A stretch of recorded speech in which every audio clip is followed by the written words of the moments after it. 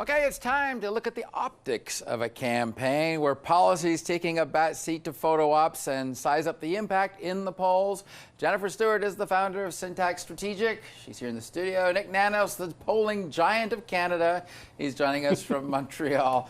I want to start with you, Jennifer. Earlier today, Justin Trudeau summoned the media hordes to witness him paddling solo across a lake in Sudbury, minus the fringe jacket his father wore, of course. So we have that visual. But this isn't the first time leaders have taken to the water as an optical backdrop. I want you to consider Canadian Alliance leader Stockwell Day in the 2000 campaign, jet skiing along. He got ridiculed for that. Does one work and one not, or should it be best that we don't be so obvious about being a photo op? It's all about the nuancing. Look, these kind of photo ops are very tricky and they can be potentially damaging. It's all in how they're done. They run the risk of looking very curated, right? So you've got a politician and you're trying to curate an image for that politician for the public, which can look very transparent and it's not authentic. So I think today, if the Liberals open up the Globe and Mail tomorrow and there's a picture of Trudeau in a canoe versus Trudeau with blackface, it's an optics gain. But you know, had they gone too far, this could have been hugely damaging. I think they hit the right note, but you know, time will tell. Let's have a quick listen, Nik, before I bring you in here. There's some ads that are running. I want to just quickly run a little sample of them and get your thoughts on whether this works or not. Here they are. Years from now, I want to look my kids in the eyes and say, we stepped up in the fight against climate change. That's why we worked long and hard to build our plan. Of course, it's not perfect and we need to do more, but it's a serious plan that will reduce pollution and create jobs. So I went to the ER, and big surprise, I waited 10 hours. Oh, someone should really do something. Yeah. Justin, maybe next time I should just give myself stitches. 100%. Everything will cost more. $1,151 more a household. Or the ATM, where you'll have much less when Trudeau hikes even more taxes to pay for his never-ending deficits. Justin Trudeau, he costs you more. He's not as advertised.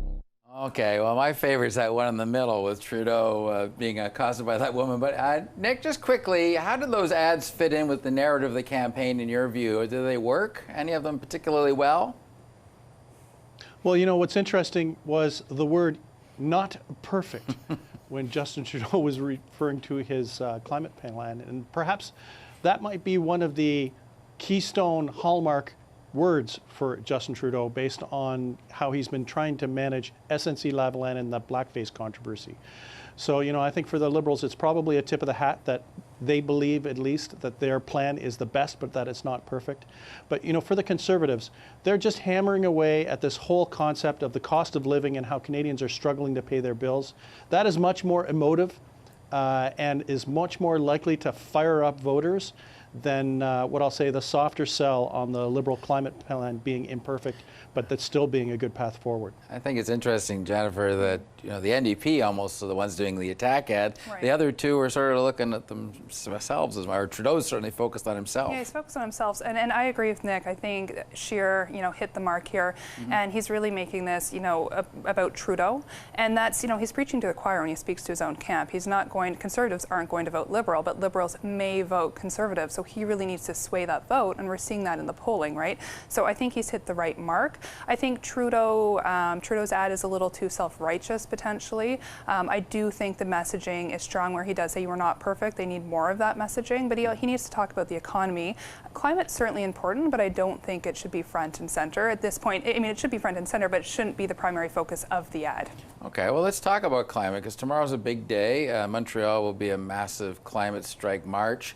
It'll be in other cities as well. Justin Trudeau, I'm going to be right there in the thick of it tomorrow in Montreal, he said today.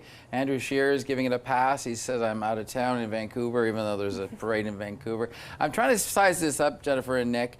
Is it more advantageous for Trudeau to look very blatant about making a photo op with a bunch of kids, or a million, potentially hundreds of thousands of kids, Or is it, and Andrew Scheer might have been booed, I guess, on the campaign if he'd gone in this parade. Or is it better to take a pass? What do you think? I think Andrew Scheer should be there. I think it's a huge mistake that he's not there. They're already being attacked for their climate plan, so that's not good enough in terms of meeting the Paris Agreement by 2030. He needs to take a stand. He needs to say, I'm committed to the environment. This is a huge movement. It's a student movement to start with, right? And they need to target the young demographic, the young students, and say, not only are we going to be economically sound, but we're going to have an environmental agenda as well. And I'm here for you. May not be exactly what you're seeing, what Trudeau is doing, but we're going to have our own plan. Nick, is the environment at a tipping point in this campaign? Do you think it could become the vote-driving issue? What's your sense on this? Well, hypothetically, it should become the vote-driving issue. And our tracking, where we asked the top unprompted national issue of concern, the environment is still at the top. It's at around 22%. Compared to a year ago, it was only 8%. So this is a key issue where Canadians that are concerned about climate change, who are concerned about carbon taxes, pipelines, resources, all that kind of stuff, want to hear about the environment. It's a primary lens. I think everyone, all the federal party leaders, should address what's happening. I'm not sure if they need to go hat in hand for a selfie or a photo op with the students in Montreal. However, I do believe that all of the federal parties should address these concerns because they're valid concerns from young people who are worried about the future. I can just see little Greta Thunberg tomorrow. She's going to be the main attraction tomorrow, sort of looking at Trudeau and saying, how dare you build a pipeline? So Trudeau might be smart to avoid getting too close to a photo op that he's not sure he can handle. Yeah, but I think he needs to be prepared. So those people need to give him the key messaging as to why the pipeline is important, but they're also doing these other initiatives for the environment and how they're going to go hand in hand while they work toward their 2050 milestone, right, of net zero emissions. So avoidance in this case wouldn't work. I think he needs to hit the nail on the head, have that conversation with Greta, because that's inevitably going to happen. And if it doesn't, the reporters are going to call for it to happen, and be prepared to answer the tough questions. He can't gloss over this one. Okay, Nick, I got to get you. I don't know. I think it's. Go ahead. I think it's pretty risky. It's pretty clear that this young woman is independently minded, and it's to her credit and part of her brand and why she advances the cause that she's passionate about. And I think to try to engage directly just might be a little risky politically because things could always backfire. Yeah. That's why I think engaging from a distance, acknowledging and having a statement is probably the safest. For a guy that ducked the debate. Like, if he thinks Jagmeet Singh and Elizabeth May and Andrew Scheer are tough, Greta Thunberg, she's tough. And you know what? She's willing to call it as she sees it for any political leader. I think even Trump took a U-turn away from her when he saw her at the United Nations this week. All right, I want to get you, Nick. You dropped a bit of a bombshell today with some polling numbers out of the crucial 905 area code. That's just sort of the ring around Toronto, the suburban Toronto and Golden Horseshoe. Tell us what the polling number tells you and tell us why it's happening. So we did a big drill down on Ontario with the CTV Globe Nanos tracking, comparing week 1 and week 2. We looked at 3 different regions. Not a big surprise in what I'll say the 416, a lock for the Liberals, no big change between week 1 and week 2.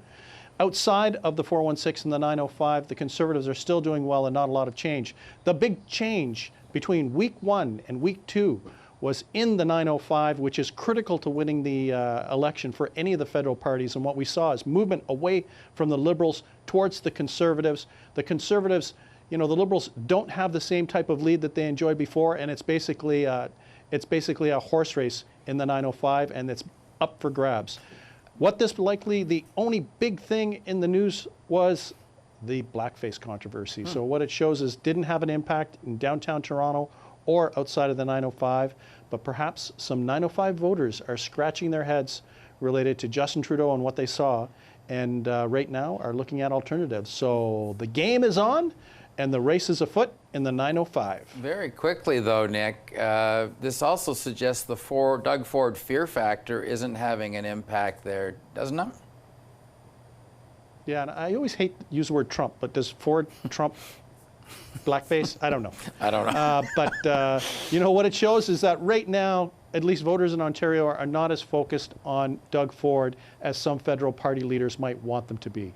So that's not really a big factor. But the key takeaway here is 905 is the region to watch. Those ridings are much more competitive than they have been in the past for the Conservatives. And that's a key battleground that will likely be a bellwether as to who can win the next federal election. Wow. All right, stay tuned for that. Thank you, Nick, and thank you, Frank and Jennifer. We'll see you both next week for Optics and Impact.